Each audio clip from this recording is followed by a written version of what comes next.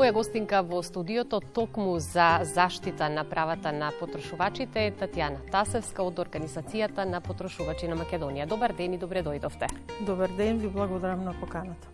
Храна со поминат рок, лоши услуги, високи сметки, поправен наместо нов производ, примамливи попусти кои бараат итна уплата, наградни игри со нејасни правила и реклами полни со ситно напишани услови, се тоа се дел од секојдневните проблеми со кои што се соочуваат потрошувачите. Во Македонија потрошувачките права остануваат загрозени иако законите постојат, но ги знаат ли потрошувачите своите права? Па мислам дека со текот на изминатите години, бидејќи нашата организација еве постои од 98 година, потрошувачите повеќе ги знаат своите права отколку на почеток. Еден дел ги знаат, некои не ги знаат, а еден дел пак не сакаат да реагираат, сметајќи дека институциите нема да постапат, односно и колку и да реагираат нема да ги остварат своите права. Меѓутоа има и голем дел на потрошувачи кои веќе си ги знаат правата, веднаш реагираат до продавачите или до давателите на услугите. Многу често успеваат и сами да ги решат, меѓутоа понекогаш кога тоа не може да го направат, се обраќаат или до нас или до надлежните институции. Вие како Организација на потрошувачи на Македонија постојано апелирате дека граѓаните треба поактивно да ги пријавуваат неправилностите, затоа што велите само со јасна и гласна реакција можеме да очекуваме промени во системот. На што во најголем дел се однесуваат поплаките кои што ги поднесуваат граѓаните? Така, ние сметаме дека секој што смета дека е оштетен како потрошувач треба да реагира, бидејќи колку и да постојат институции, инспекции, тие не можат да се во толку голем број за да можат неправилностите на пазарот да ги следат постојано и секаде. Затоа потрошувачите се важна карика во овој систем. Ако ние како потрошувачи си ги кажуваме своите проблеми, ако реагираме постојано, во тој случај ќе имаме и многу поголема шанса да и успех во решавањето на тие проблеми. Постојано се менуваат приговорите на потрошувачите, поплаките, меѓутоа и не толку често, бидејќи се уште ние не успеваме да ги решиме поплаките кои што се однесуваат на техничките производи. Значи имаме многу јавувања во делот на гаранцијата и гарантниот лист, непризнавање на гаранцијата или признавање на еден сегмент. Тука потрошувачите понекогаш се јавуваат информативно што они да направат и како да постапат, понекогаш веќе имаат конкретен проблем. Понатаму, ова што го споменавте, проблемот со цените во супермаркетите, едни цени на рафтови, други цени на каса, се надевам дека сега со новата мерка и објавувањето на дневна основа на цените на нивните веб страни, барем во поголемите маркети, ќе се среди таа состојба, па и нема да имаме толку различни цени во самиот маркет, бидејќи они постојано велат дека не може да постигнат да ги сменат сите, па затоа понекогаш има разлики. Имаме проблеми и со онлайн купувањето и така натаму. Со она што претходно го споменав во најавата, девизата потрошувачот е секогаш во право не се почитува доволно во земјава. Бројот на граѓани кои што поднесуваат жалби и поплаки за измами при купување или добивање на услуги постојано расте, иако споменавме и вие кажавте дека граѓаните се повеќе стануваат свесни за своите права, меѓутоа сепак бројот на злоупотреби не се намалува. Од каде таа неодговорност кај трговците?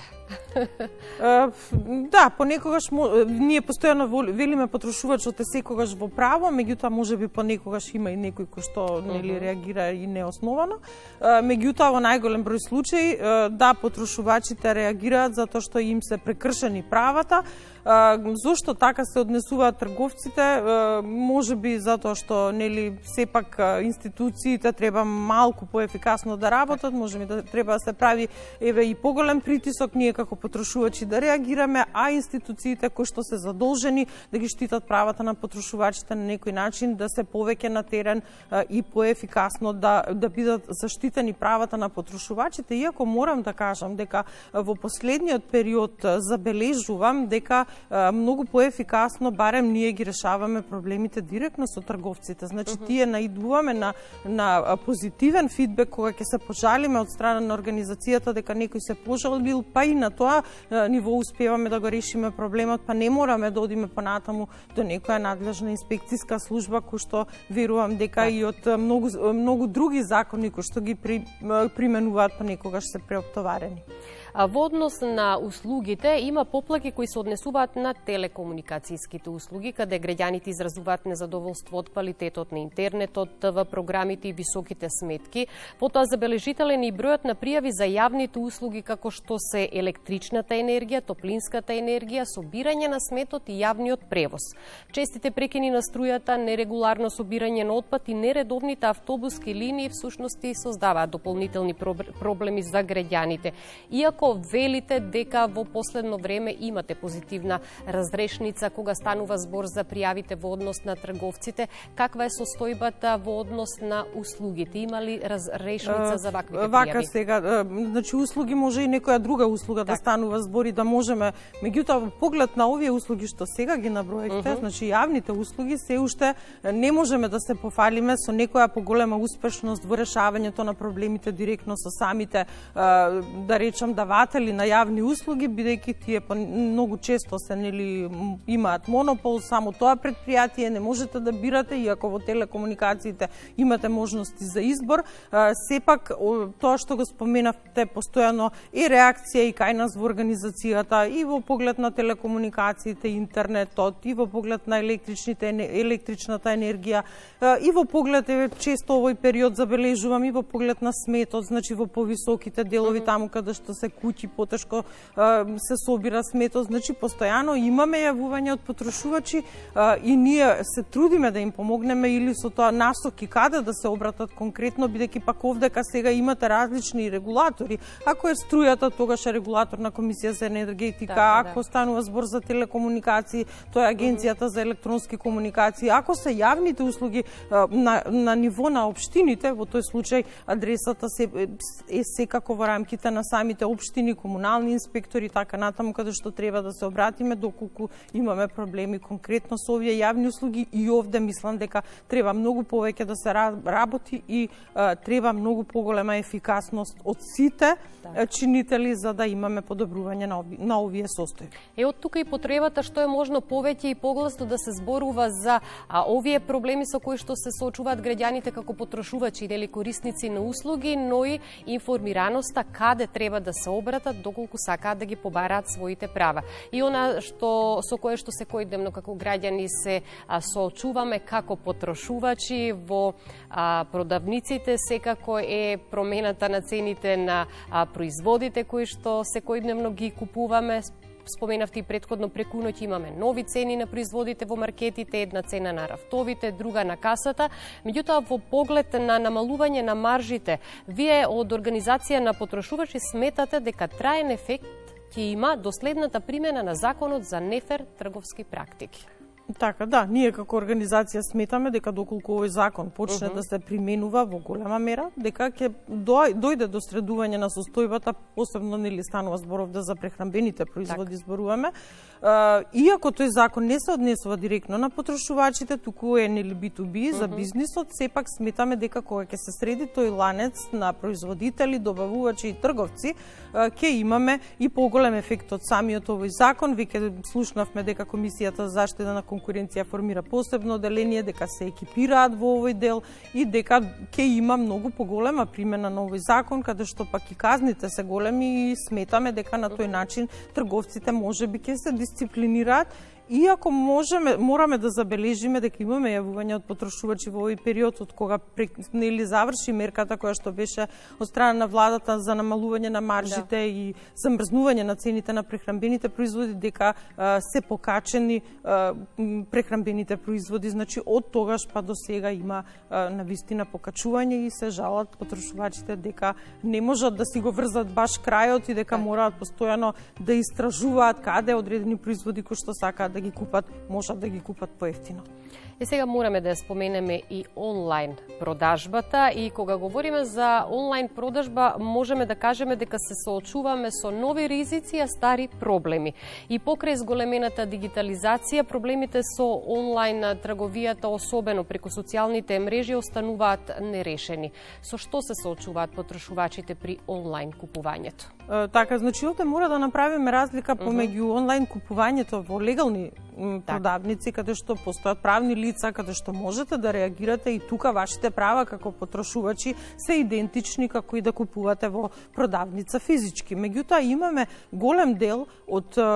ги нарекуваме онлайн трговци, меѓутоа тие се најчесто физички лица кои што продаваат на социјалните мрежи и овде граѓаните се соочуваат со проблем бидејќи ако добиете производ кој што е во ред, тогаш немате проблем. Меѓутоа ако сакате да вратите, да замените, тогаш веќе неќе да ви вратат, ве блокираат и тогаш се јавуваат кај нас и прашуваат каде да се обратат. Меѓутоа овде веќе состојбата е потешка бидејќи овде нема кого да гоните. Значи тоа не се правни лица, тоа се физички лица и на некој начин единствено што во овој момент може да се каже е дека треба потрошувачите да внимаваат кај купуваат, да проверуваат дали се тие навистина правни лица каде што треба да се купи онлайн, бидејќи ако не во тој случај ќе имаат проблем. И мора да споменам сега многу често нели сите и на Тему купуваат, тоа е една мрежа која што е актуелна во моментот и млади и возрастни сите купуваат, меѓутоа има таму механизми како да ги вратите, ви ги враќаат и парите и така натаму, меѓутоа сепак треба да знаат граѓаните дека тоа е правно лице кое што не е регистрирано по македонските закони и дека во тој случај правата ќе си ги решат само директно со трговецот, меѓутоа и не преку институциите. И сега кога станува збор за во однос на она на што најмногу се жалат граѓаните, многу често и вие од вашето работење велите дека при купување на техничка роба, бела техника, електронски уреди и многу често се случува да не добиете замена или пак наместо замена да ви го поправат уредот кој што го враќате и повторно да ви го вратат неисправен и тука некако граѓаните се вртат во круг барајќи ги своите права.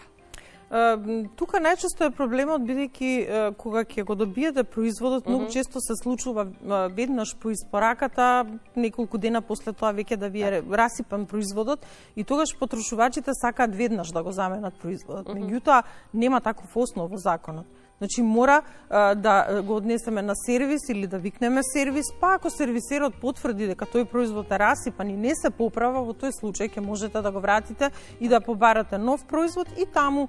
треба да си внимавате, има повеќе основи во законот кои што ви ја даваат таа можност, ако повеќе од 30 дена ви е на сервис, тука често се случува да викаат граѓаните абе машина за перење е во прашање, ја не можам 30 дена да чекам или фрижидер кај ќе ја чувам храната, меѓутоа законот вели имаат право 30 дена. Дури 31-иот ден имате право на нов производ. Понатаму, ако 2 пати ви се расипе со ист дефект, третиот пат имате право нов производ или да ви ги вратат парите, или 3 пати со различен дефект во текот на гарантниот рок пак имате право. Значи, овие основи треба да си ги прочитаат граѓаните во законот и да знаат точно на кој начин и велат, ама во законот има основ во рокот 15 дена можеме го вратиме производот. Да, меѓутоа, тој основ е за сосема друго нешто. Ако го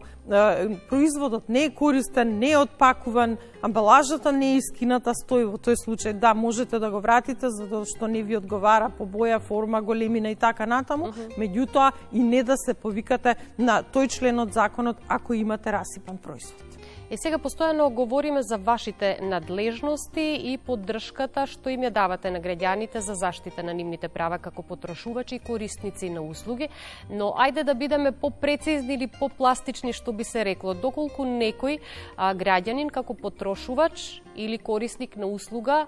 се чувствува оштетен, како и каде да се обрати за да можете да го упатите каде да ги бара своите прави и како? Така, значи кај нас се јавуваат граѓаните многу често и на нашиот телефонски број, меѓутоа имаме и други канали, така. Значи имаме платформа на која што може да пишуваат, на мејловите кои што се дадени и нашата улога е советодавна да им кажеме каде треба да се обратат. Во некои случаеви понекогаш преземаме и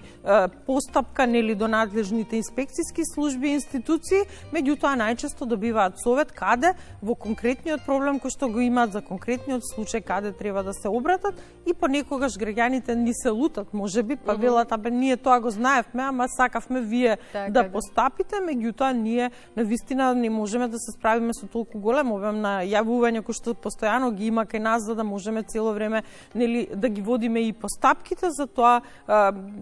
ги упатуваме на кој начин, каде, линкови им даваме, телефонски броеви каде да се обратат во случај кога имаат некој конкретен проблем. Така.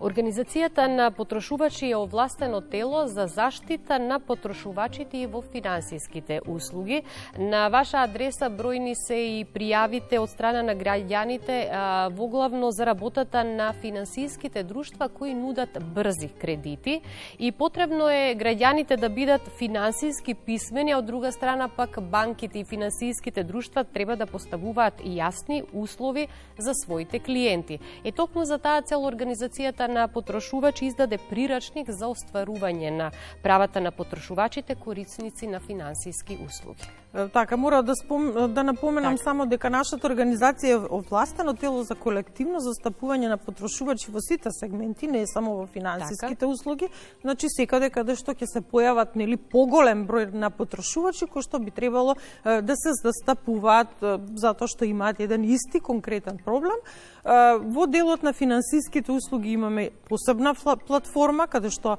можат да се обратат граѓаните доколку имаат некои конкретни проблеми со банките, со осигурителните компании и со финансиските друштва. Имаме јавувања и во делот на банките, водевме постапка во делот на осигурителните компании која што се уште тече, бидејќи имаме веќе судски постапки кои што се водат, а се однесуваат на она автоодговорност која во одреден период, нели, осигурителните компании си ја покачија цената, па потоа ја намалија, но во тој период не им ги вратија парите на тие што поскапо платија, и тука се водат постапки, кај со некои осигурителни компании спогодбено се решија, меѓутоа со други понатаму тече постапката судска, која што ќе видиме каква разрешница ќе има понатаму, а во делот на финансиските друштва, она што ние во овој момент се бориме да прекине, тоа е наплата на опомените. Односно финансиските друштва ги наплатуваа опомените,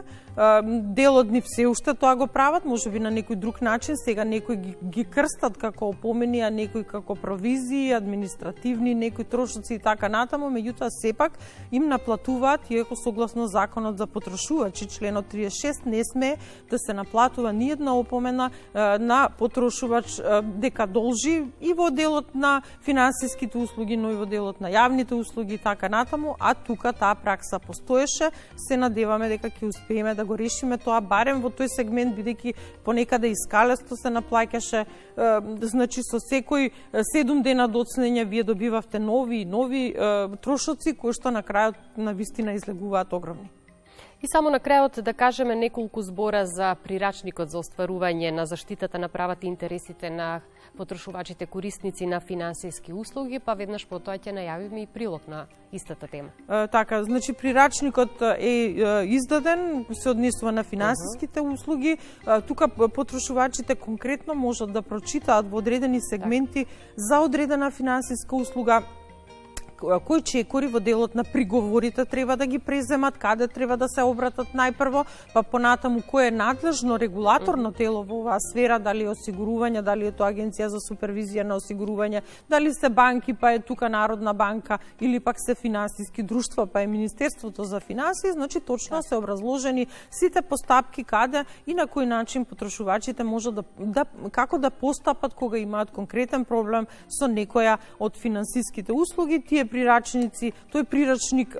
е објавен и на нашата веб страна, исто така и на нашата Facebook страна, на социјалните мрежи, и на Инстаграм, и на Facebook страна, и секој може да го симне и да го прочита доколку сака или има конкретно некое да добие некое согледување и известување за одредени проблеми што ги има со финансиски услуги. Отворени сте за секакви прашања и секаква помош која што ќе побараат од вас граѓаните како организација на потрошувачи на Македонија, се со цел да ги знаат, но и да си ги остваруваат своите права, од друга страна пак трговците и давателите на услуги да ги почитуваат законите, да не ги злоупотребуваат граѓаните и да водат сметка и да ги заштитуваат нивните права. Која ќе биде вашата порака до нашите граѓани како потрошувачи и како корисници на услуги? Информирајте се, едуцирајте се, научите ги вашите права како потрошувачи и применувајте ги. Значи, секогаш кога ќе се соочите со конкретен проблем по било кој основ, реагирајте до трговците, до давателите на услуги, дали јавни или било какви, финансиски, така натаму. Значи, барајте си ги вашите права, бидејќи само на тој начин ние како потрошувачи ќе придонесеме за подобра заштита на потрошувачите, бидејќи доколку реагираме и ќе имаме повеќе можност да биде тоа решено, бидејќи законска регулатива имаме, меѓутоа примената треба да е многу поинтензивна и од страна на институциите, но и од потрошувачите. Ви благодарам многу за гостувањето и беше задоволство. Благодарам на поканата.